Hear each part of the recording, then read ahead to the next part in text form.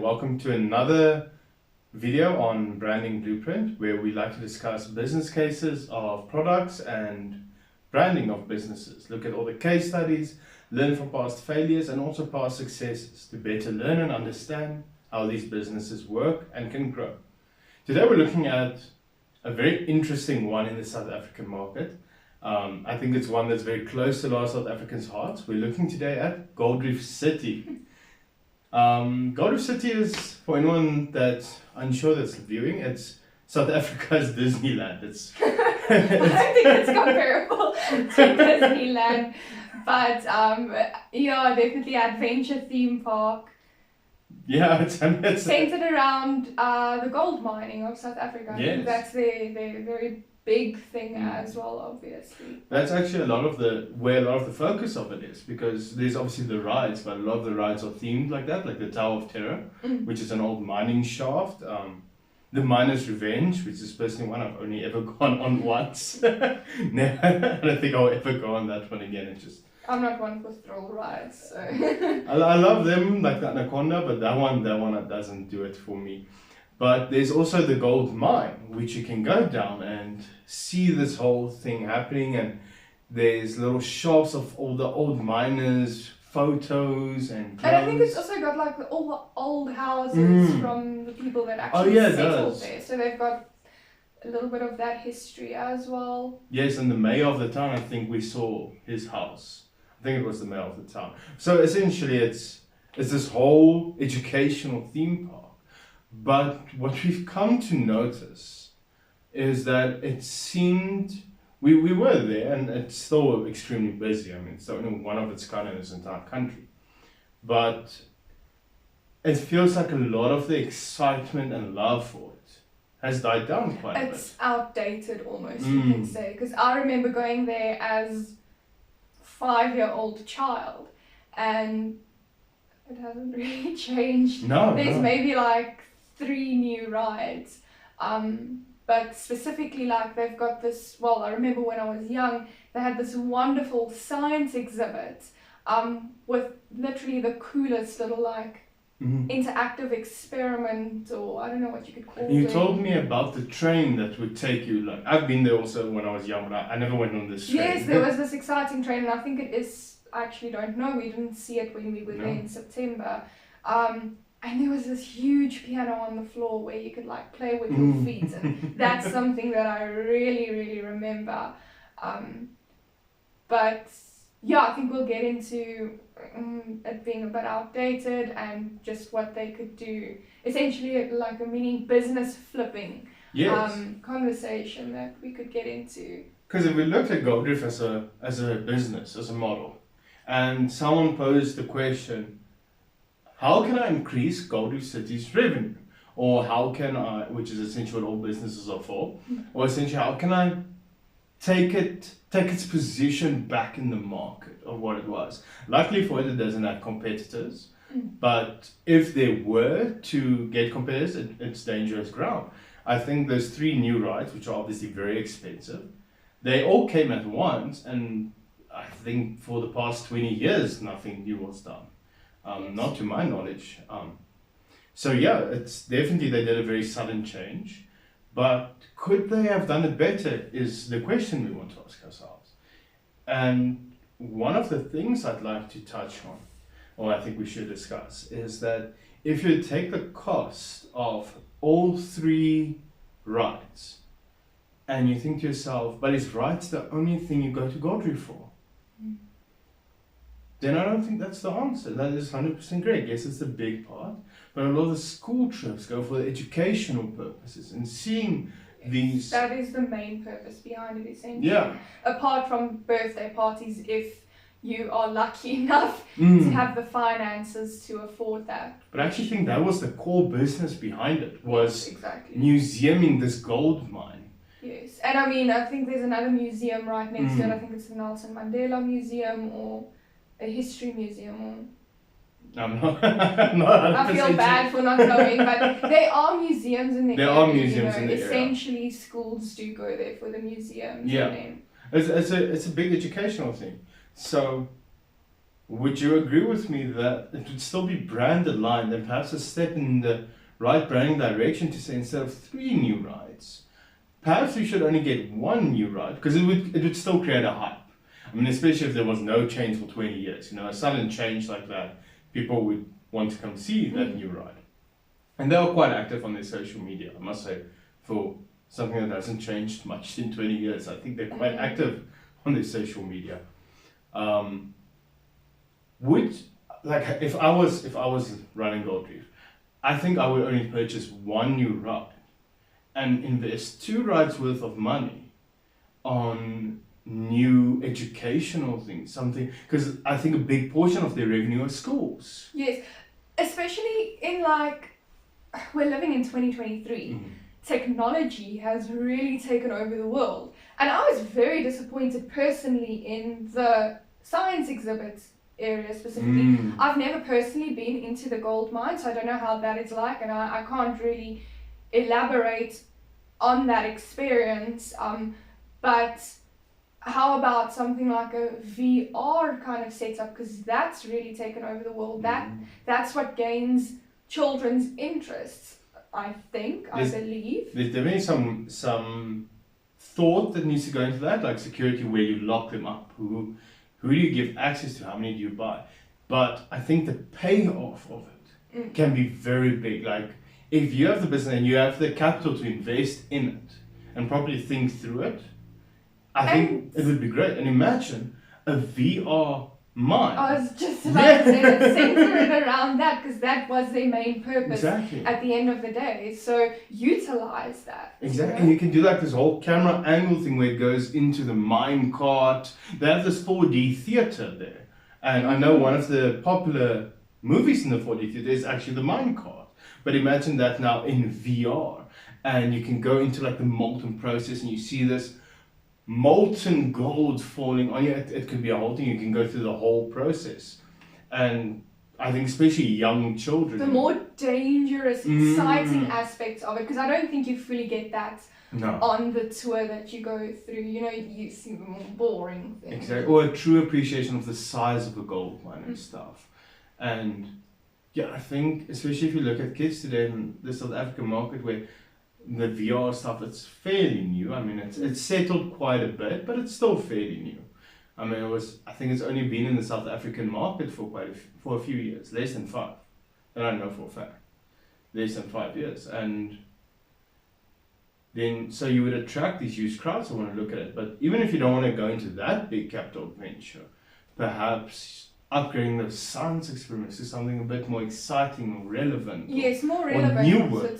Yes, it's very, very old things. Like, everything just seems very outdated. And I mean, we're in our later 20s now. Yeah. That was fun and exciting when I was 5 years old. But 20 years later, I don't know if it's still that relevant to... I think their market research, personally, I think it needs to be realigned and revisited. Because there's so much potential that they are possibly not utilizing. No, definitely. Because it's an exciting thing going in there and playing with this stuff, but... And then we can talk about the whole ticket system as well, because we were quite surprised. Usually you just pitch up and you wait in extremely long queues, which obviously is not exciting. And the pricing structure, maybe, I don't know if you want to go into that from a product perspective. From both perspective, I mean, you also from your brand background know the user experience is everything. It's the users, your customers, that make your business flow and grow, and they're important. And the different customer contact points, as you've taught me, are very important.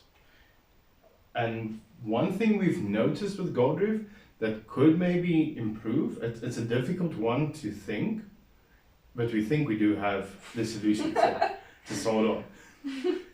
But is that the customer journey is not very ideal. It's very long queues. And it's not just the queues, sorry that I've interrupted you, the queues on the outside, but you're so excited to get there, then you go and you wait in long queues to get on a ride. Exactly, you stand in the sun. And at the end of the day, maybe you go on 3 because you wait so long. And that's if the ride's even open. I mean, I remember when we were there, I was really looking forward to the tubes, the water tubes. Oh yes, I actually forgot about that. And it was closed, and that was a very big disappointment. So I think if there could be forewarning for people on the day that they're going, because that was very disappointing to me, especially because I don't really enjoy the Anaconda and the thrill rides. We were more there for you to enjoy that, especially because it was also your birthday back then and stuff. But I still had a bit of disappointment inside of me because that wasn't available, and I think a lot of people face that, especially I think younger children, you know. And the Tower of Terror, I know, also breaks quite a bit, and that's the most extreme ride at Gold Reef. That, well, for me it's Minus Revenge, but I know for a lot of people it's a Tower of Terror, and it's what it's known for. It's a mine shaft. It's very brand aligned. I think it's one of the first rides, actually, maybe also. That I have to fact check. I don't know, but I'm pretty sure it is. And it breaks quite often. I actually remember through my whole high school years, it never worked. I think the first time I went on it was in my university years, because it was always broken. But one thing that I think can solve it is, and I'm going to give credit where credit is due here, it was Nal's idea. I just tweaked it a bit. Is a booking system of the rides. And there's some logistical issues for anyone out thinking on, oh, how can this work? That's very smart. There are some logistical issues that people need to consider. Yeah, we're not developers. I know you've got a bit of a background in it from your own. Yeah, the developmental issues aside, otherwise there's the logistical issues from, let's say, how long you need to take into account the onboarding, riding and offboarding of people. And I don't think you want to have it back to back, because you need to book time slots on each. The other problem that I've just thought of, I think they'll definitely have to do market research on it, but something that we haven't thought of yet is that, yes, it's very expensive to go to Gold Reef City, yet there are possibly people who save up for a long time to go, or get sponsorships maybe to go, and they don't necessarily, because this is South Africa, we do need to take that into consideration. Yes, of course. They do not necessarily have the data or the smartphone to make that booking, and that's something that has now not been thought of in terms of this whole app booking system. Free Wi-Fi is definitely a must, but there are some security risks to free Wi-Fi, but it is the option. I think it's the only really viable option. A lot of people would like to utilize free Wi-Fi. Luckily, there are some measures you can take to protect yourself on free Wi-Fi. If they maybe must educate people on that. Don't go into your banking app. Don't log into much sites. It will essentially only be for the app, really. You can actually maybe protect your users by allowing them only to use the Wi-Fi for the app. I'm not sure how easy that is to accomplish, to be honest. Or on the aspect of the whole tickets being quite pricey and you only ending up going on like 3 rides because of the queues. The whole app is kind of to now circumvent the long queues on the inside of the theme park. But maybe purchasing specific tickets for specific rides perhaps, or a somehow time slot booking system, but once again for that you might need an app or something. No, I think an app is definitely the only way to really manage it. Otherwise, what if you had like little systems outside each ride, but then again it's queuing to get a booking on that system, so no, I think really the only way to manage it, I think, is the app. Still a lot of thoughts and market research that needs to go into that, but a nice conversation starts. A nice conversation and ideation. But it is a business case. The app might not solve everything, because what's the issue with the app? Let's think. One thing, you might not want people to pay the entrance fee, but pay per ride, which I think is the best way to do it. But now you have to do kind of customer and market research to see, do I end up making more? Do I end up actually making less? Are people sorry, I just want to finish this. Yes, sorry. Do people, on average, only go on like entrance, I think is 200 Rand. do people actually only spend then 100 rand and then they're satisfied and go home? And you also have to think the restaurants there and the fast food chains, they rely on this heavy foot traffic. They rely on people being there actually the entire day, getting hungry, getting thirsty. So it is a business case that I'll elaborate in a bit, but you were saying? Yes, an important aspect of all that you are saying now with the market research is the demographics of the market, the psychographics of the market, all those elements that need to be taken into consideration before. Especially if you were to go with something like that, you know, you can't expect a primary school like all those kids to be on smartphones with apps and everyone to book the ride. It would be crazy. So you would definitely need, because schools are such a big part of their customer base, you would definitely need to allow people to create organizer accounts, I guess is what I would call it, where they can take the responsibility of group and book more than one slot on a ride, quite a few, and they can book the tours and the VRs and etc. etc. If you're not taking the ideal thing in mind. But I would be very curious to see if customers end up spending more money at a place where there's no queues, because I think it's quite possible. I remember there's a little bit of my own personal experience, but one of the strangest and best times I've been to Gold Reef was actually when the weather was bad, because nobody went. And it ended up raining. I lost half the day. I had to go home at like 1 o'clock because it started pouring and the rides closed because of safety reasons. But because there were no queues, I think I ended up going on the one ride like 7 times. It was amazing. And I was so satisfied after that. And if you think with the app, you allow someone to pay per ride and there's no queues, you could potentially have a very big spike in revenue. So that's one thing, but one little issue with the app that's always bothering me is how many time slots can you fit in a day? Because like I mentioned, you have to take the onboarding, offboarding and riding into account. Maybe like a minute or 2 of lead time just to allow people to move. The logistics can be quite tricky. And you don't want on your app this screen that has all these thousands of slots that you just scroll and you scroll and you scroll. So I think the best way to solve that is you would need to track a person's location on the app and only be able to book rides in the vicinity. It's getting very tricky. It is getting tricky, but I think there's a lot of merit in it.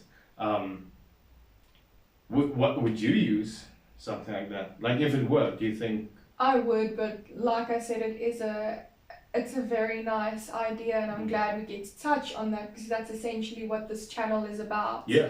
And I think Gold Reef City is a very nice one to talk about because they haven't had like a brand refresh, if I can put it that way, or brand realignment in a very, very long time, and there's so much potential.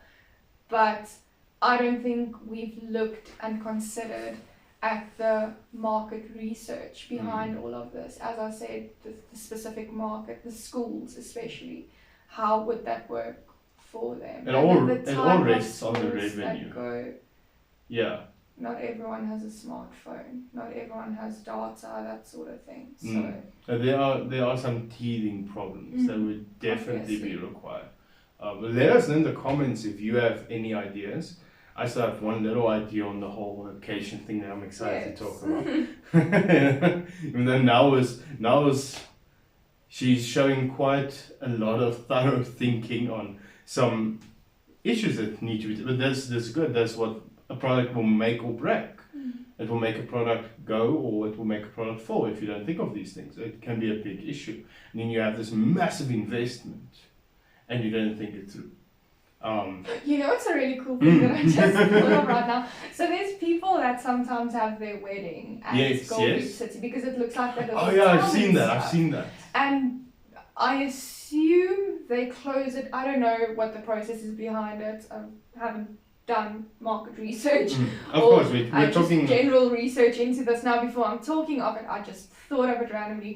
But obviously we've had our wedding last year recently, and I really wanted like a jumping castle there just because that's the kind of thing that I enjoy. But like, how cool would it be if you and your wedding guests get to go on the rides in your wedding dress? There you go. That would be kind of cool. Certain rides, but yeah, sort of thing. Like, they book a ride for you, and do they even imagine the cool wedding photography on like a certain type of ride? And obviously they take the ride. Like, can you imagine the anaconda with the wedding couple at the front? Exactly, that would really be cool for me. I wonder if they offer that type of package. Personally, I think if they did and they marketed that, I would be one of those people. Obviously, it's also a very specific type of person that's going to want to do that. There's certain people.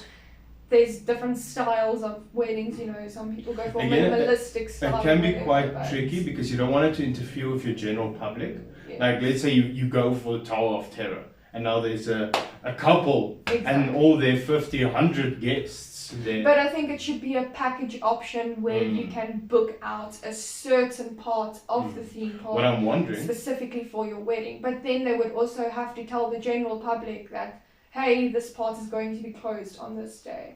Or, you know, another thing on that is, I hate it when you get to Gold Reef City and you're really looking for... She's going to steal my idea. Watch. Like we said for the water tube that was not closed when we got there. I would love that because Gold Reef City is not something you just rock up to on a random day. No, you plan for it. Planning. I'm just saying the app would know if it... Yes, exactly. But if something is closed, you know, you look forward to it, and what if it's your birthday and you're going there and you really want to go on the anaconda, and then that day it's closed. And your whole birthday is ruined now because of that. So if they could say, I've gone off topic, but if... I'm just waiting for you to steal the idea that I've been burning to mention. If you could mention that a ride would be closed on a certain day, because obviously they taste the things in the morning.